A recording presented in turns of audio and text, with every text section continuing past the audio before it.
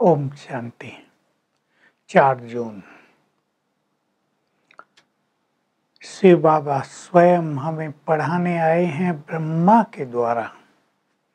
शिव बाबा ज्ञान के सागर हैं, हाईएस्ट अथॉरिटी। और ब्रह्मा भी ज्ञान चंद्रमा बन जाते हैं। शिव बाबा ज्ञान सूर्य, ब्रह्मा ज्ञान चंद्रमा। हाईएस्ट स्थिति है ये मनुष्यों में। तो दोनों की श्रीमत श्रेष्ठ है। तुम दोनों की श्रीमत पर चलकर अब श्रेष्ठ गति को प्राप्त कर रहे हो। मैं तुम्हें ऐसे कर्म सिखा रहा हूं जो तुम्हें कभी दुख ही नहीं होता। जब तुम्हारा देवी देवता धर्म था तो तुम बहुत सुखी थे। ये देवी देवता धर्म ही सबसे ज्यादा सुख देने वाला है।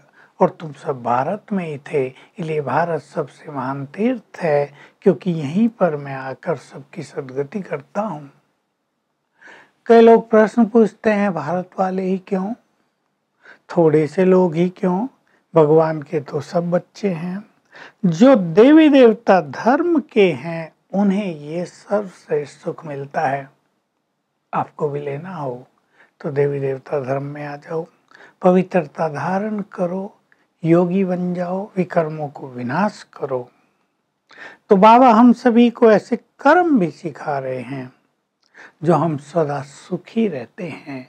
ऐसे नहीं कोई बाबा ने स्वर्ग रच दिया हम सुखी हो गए आप ही, लेकिन हमने ऐसे कर्म किए जो हम बहुत सुखी हो गए हैं। तो स्वयं भगवान आकर हमें पढ़ा रहा है और कहते हैं, मैं तुम्हारा सर्वश्रेष्ठ ट्रस्टी हूं, क्योंकि मुझे किसी में कुछ आसक्ति नहीं। मैं स्वर्ग के सुख नहीं भोगता, मुझे किसी से कुछ नहीं चाहिए। मैं अनासक्त वृत्ति वाला हूं। भक्ति में तो कई ट्रस्टी भी गड़बड़ कर देते हैं, लेकिन ट्रस्टी का अर्थ है कि ट्रस्टी वही जिसको उस संपत्ति में जरा भी आसक्ति न हो, उसी पर लोग ट्रस्ट भी करेंगे। ट्रस्टी कहा इसलिए जाता है कि उस पर लोग ट्रस्ट करें, परंतु आजकल तो ऐसे होते नहीं। बाबा कहते मैं तो भक्ति में भी तुम्हारा ट्रस्टी रहा हूँ। तुमने मेरे नाम से जो भी किया वो जमा होता रहा। अगले जन्म में उसका तुम्हें परिणाम श्रेष्ठ फल मिलता रहा।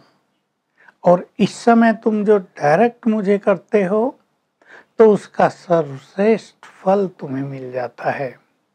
मैंने ये अविनाशी रुद्र यज्ञ रचा है। मैं देवी राज स्थापित कर रहा हूँ। इस राज स्थापना में कई बच्चे अपना तन मन धन लगाते हैं, उन्हें बहुत बड़ा फल उसका प्राप्त हो जाता है।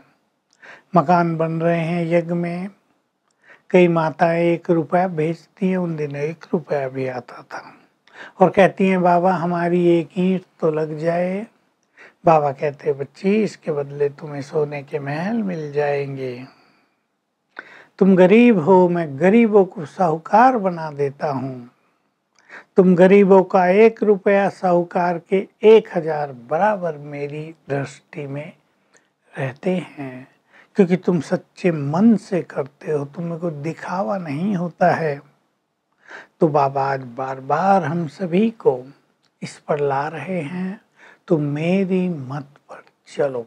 कई बच्चे बाबा को भी राय देने लगते हैं, बाबा ये नहीं, ये ऐसे नहीं, ऐसे करो, ऐसे नहीं, वैसे करो। बाबा कहते नहीं, तुम्हें मुझे मत देने की जरूरत नहीं है, मैं सबको मत देता हूँ। मेरी मत ही हाईएस्ट है, मैं ही सुप्रीम हूँ। अपना परिचय देते हैं बार बार। तुम तो सेल्वेशन आर्मी हो, सबका बेड़ा सेल्वेज करते हो, यानी पार लगा देते हो।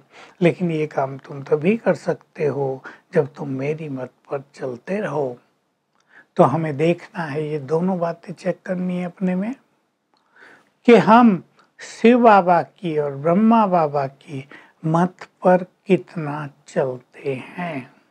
या हम इस बात में कंफ्यूज रहते हैं, ये तो ब्रह्मा ने कहा होगा, ये शिव बाबा ने कहा होगा। देखिए, आत्मा की श्रेष्ठ गति के लिए मत तो हम सब भी देते हैं, पर हम देते तो वही हैं जो शिव बाबा ने हमें दी है, जिस पर चलकर हमारी श्रेष्ठ गति हुई है और हो रही है।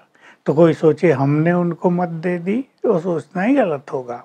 मत तो शिव बाबा से ही आ रही है, बीज वही है, वही गति सदगति दाता है।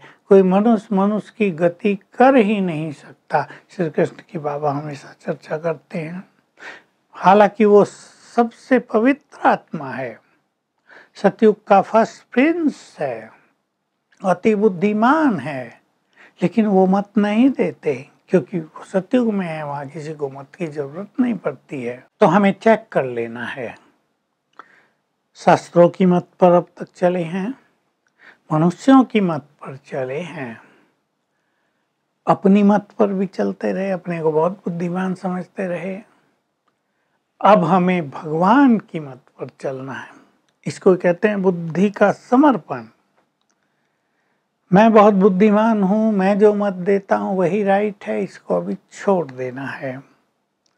और दूसरी बात, हम अपने भविष्य के लिए कितना शिव बाबा के पास जमा कर रहे हैं? क्या हमें इस सत्य का पूरी तरह ज्ञान है कि इस समय थोड़ा भी मदद करने से हमें श्रेष्ठ भाग्य मिलता है? बाबा कह रहे तुम्हारा ये वर्तमान जीवन बड़ा ही अमूल्य है। तुम पुरुषोत्तम संगम युग पर हो, तुम ईश्वरीय संप्रदाय बने हो, तब तुम अब ब्राह्मण कुल भूषण हो। तुम्हारा ये एक जन्म बहुमूल्य है, क्योंकि इसमें तुम जन्म जन्म का भाग्य बना सकते हो। तो चेक करो हम क्या कर रहे हैं। ऐसा तो नहीं हमारा तन मन धन कलयुगी चीजों के पीछे ही जा रहा है।